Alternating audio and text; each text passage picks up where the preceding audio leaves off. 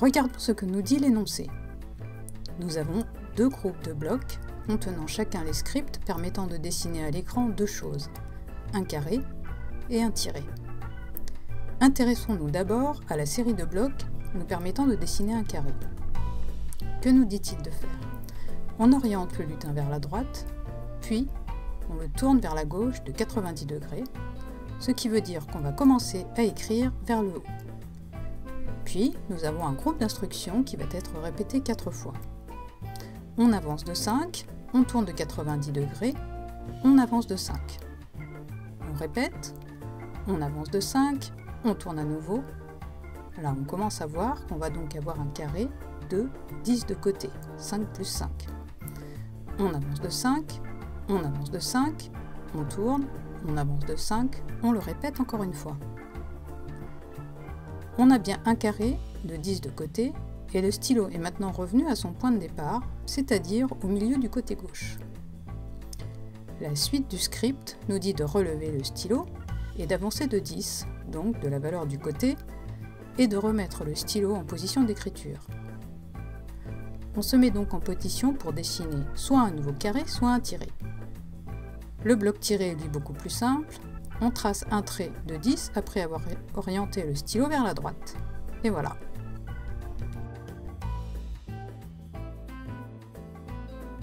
Passons maintenant au script numéro 1. Que doit-il se passer si on exécute ces instructions? On commence évidemment par un événement d'exécution. Ici, l'événement qui va lancer l'exécution du script est quand la touche haut du clavier est pressée. On positionne le lutin ou sprite aux coordonnées x moins de 130 et y0 sur la scène, c'est-à-dire tout au bout de la scène à gauche. On pose le stylo en position d'écriture, puis on exécute une boucle avec compteur qui va nous faire répéter 23 fois les instructions dessine un carré, puis dessine un tiret.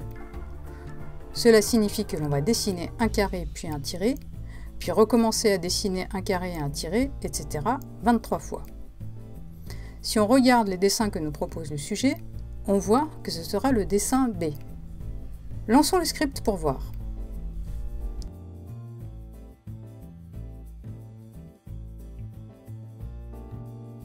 Le script 2, lui, commence pareil jusqu'à la boucle. Là encore, nous avons une boucle avec compteur, mais elle n'est plus de 23 mais de 46.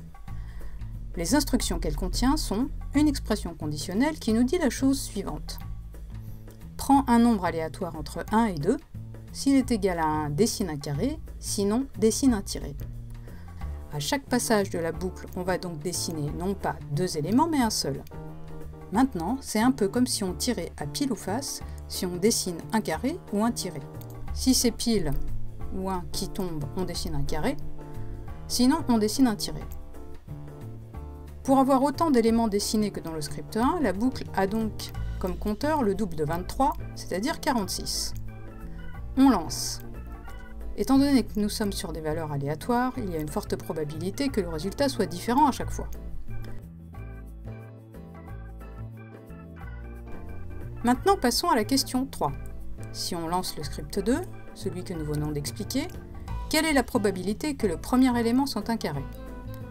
Comme on vient de le dire, l'instruction conditionnelle et le choix aléatoire entre 1 et 2 revient à lancer une pièce et à tirer à pile ou face. Il y aura donc une chance sur 2.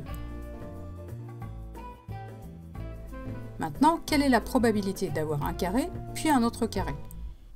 La probabilité que deux événements se produisent est égale au produit de la probabilité de chaque événement. On a une chance sur 2 d'avoir un carré, puis on recommence la boucle. À nouveau, on a une chance sur 2 d'avoir un carré. La probabilité d'avoir 2 carrés sera donc de 1/2 fois 1/2, soit 1/4.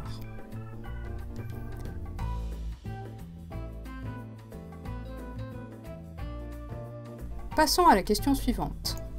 Dans le script 2, on aimerait que la couleur des différents éléments, tirés ou carrés, soit aléatoire, avec à chaque fois 50% de chance d'avoir un élément noir et 50% de chance d'avoir un élément rouge. Pour réaliser cela, on va rajouter une expression conditionnelle dans notre script. En effet, on va décider au hasard de prendre rouge ou noir. Là encore, on a une chance sur 2, donc on va prendre un nombre aléatoire entre 1 et 2, Et si c'est 1, on va dessiner en noir, sinon on va dessiner en rouge, ou l'inverse, ce qui revient exactement au même.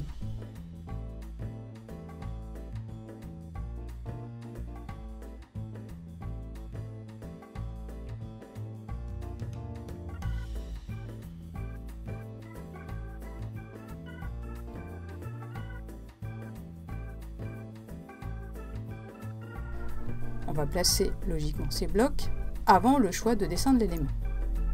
Notre script va donc choisir la couleur aléatoirement, puis choisir l'élément à dessiner aléatoirement et le dessiner.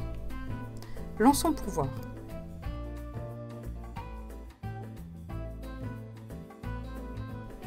Et voilà, c'est fini pour le corrigé de la partie Scratch du brevet 2019. À bientôt!